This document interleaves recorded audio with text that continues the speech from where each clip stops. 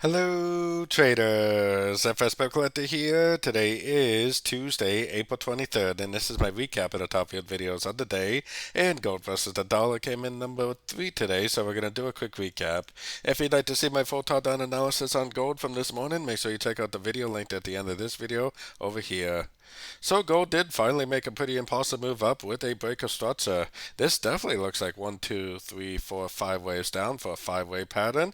To me, this looks like 1, 2, 3 waves down, 3, 1 up, 3 down, 1 up. That looks like 3 waves down, 3 waves up, 5 waves down. Probably a flat pattern, but it looks of it an extended flat, even though it actually didn't take out the previous high. But it definitely looks like a flat pattern. Definitely turned at a Fibonacci level. We possibly may have a 1 here. We possibly may be in a corrective wave 2, and this may just keep on going up. I still think it is pretty likely to make its way up to the 138.3 Fibonacci level. Could end up being a pretty overlapping trend, but we'll find out right around the 2440 area. So I would definitely be looking for longs, at least until this thing does some sort of a very significant break of structure to the downside.